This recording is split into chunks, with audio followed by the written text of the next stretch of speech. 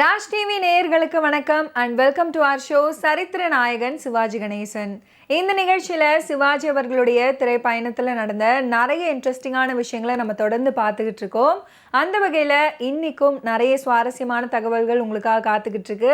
வாங்க நிகழ்ச்சிக்குள்ளே போகலாம்.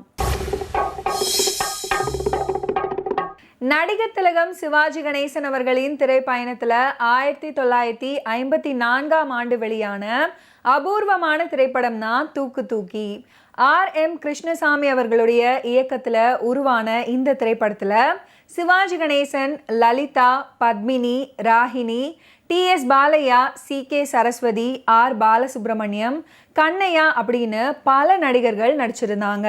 திரைப்படத்துக்கு இசையமைத்தவர் இசைமேதை G. ராமநாதன் அவர்கள்.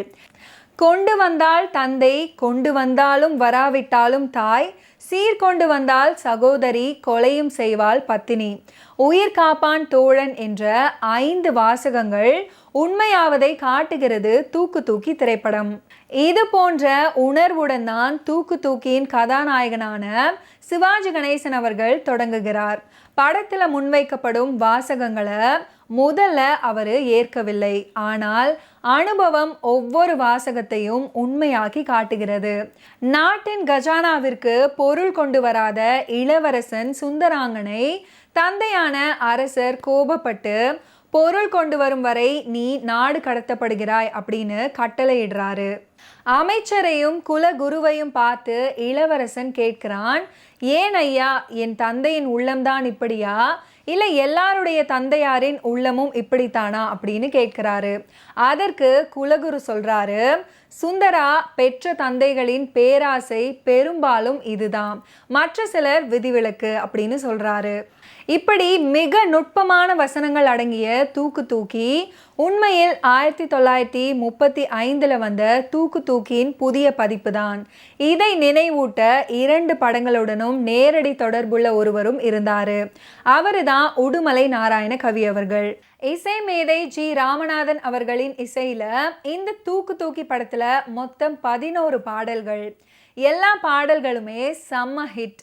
குறிப்பாக பெண்களை நம்பாதே கண்களே பெண்களை நம்பாதே பாடல் பட்டி தொட்டி எல்லாம் ஒலித்தது. T.M. சௌந்தரராஜனின் குரலில் அமைந்த வெற்றி பாடல் இது. இதன் அப்டேட் வெர்ஷன் தான் பொம்பளைங்க காதலைத்தான் நம்பி விடாதே, அதாவது உன்னை நினைத்து படத்தில் இந்த பாடல் இடம்பெற்றிருக்கும். 1935 வந்த தூக்கு தூக்கியின் நாயகன் 3 பெண்களை மணந்து அவர்களுடன் வாழ்க்கை நடத்துறாரு. கடைசியில அவரு இப்படி பாடும் நிலை நேர்கிறது, மூவரை தேவியராய் மூவுலகில் கொண்டவர்க்கு மோட்சம் கிடைப்பது மெய்யா மனமே. ஆனா 1954 சிவாஜி அவர்கள் ஏற்ற கதாபாத்திரத்துக்கு இந்த முப்பரிமாணம் கிடையாது. ஒரே ஒரு ஜோடி தான். பழைய வெற்றி படத்தை புதுப்பித்து வெற்றி அடையலாம் அப்படின்னு தூக்கு தூக்கி காட்டிய பாதையை T.R. ராமண்ணா உற்று நோக்கினாரு. அவரு கூண்டு கிளி எடுத்து நொந்து போயிருந்த சமயம் அது. உடனே அந்த கால குலேபகாவலியை நீட்டி நிமிர்த்தி அவருமே சந்தோஷமாக பணத்தை அள்ளினாரு. தூக்கு தூக்கியில கடைசியாக நாடகமே உலகம், நாம் எல்லாம் நடிகர்கள் அப்படின்ற ஷேக்ஸ்பியருடைய வசனத்தை பேசுவாரு சிவாஜி அவர்கள். நாடகமே உலகம் என்பதையே தலைப்பாக வைத்து 1979 தூக்கு தூக்கிய ஒரு விதமான உல்டா பண்ணினாரு கதை வசனகர்த்தா ஆரூர் தாஸ். சிவாஜி நடித்த வேடத்துல K.R. விஜயா நடிச்சிருந்தாங்க. தந்தை மேஜர் சுந்தரராஜன் தன்னை வீட்டை விட்டு போ அப்படின்ற போது கொண்டு வந்தால்தான் தந்தை என்று உணர்கிறார் K.R. விஜயா. K.R. விஜயா தனது சகோதரி A. சகுந்தலாவின் வீட்டிற்கு செல்லும் போது சீர்கொண்டு சென்றால்தான் சகோதரி அப்படின்னு உணர்கிறார். அருணா பிலிம்ஸ் பட நிறுவனம் ராஜாம்பாள் அப்படின்ற துப்பறியும் கதையை படமாக்கியது. இந்த படத்துல தான் R.S. மனோகர் கதாநாயகனாக அறிமுகமானாரு. இந்த படத்துக்கு மருதகாசி எழுதிய பாடல்கள் பெரும் வரவேற்பை பெற்றுச்சு.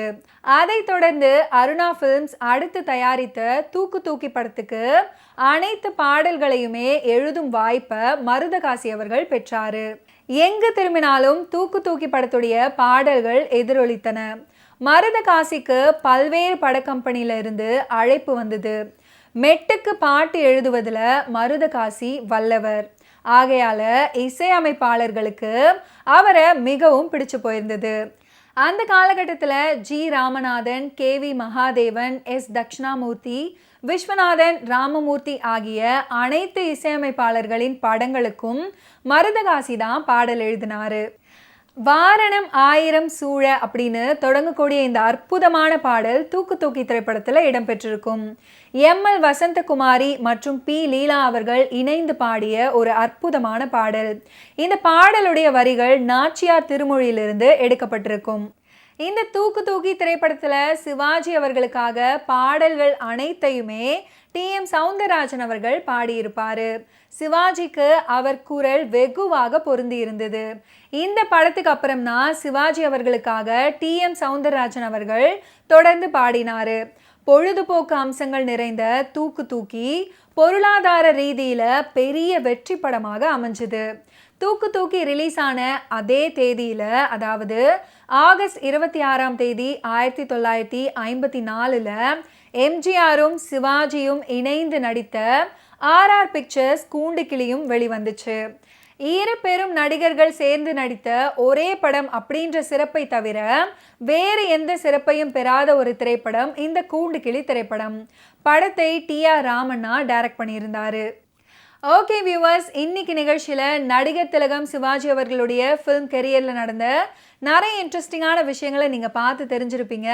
தொடர்ந்து அடுத்தடுத்த எபிசோட்ஸில் சந்திப்போம். நன்றி, வணக்கம்.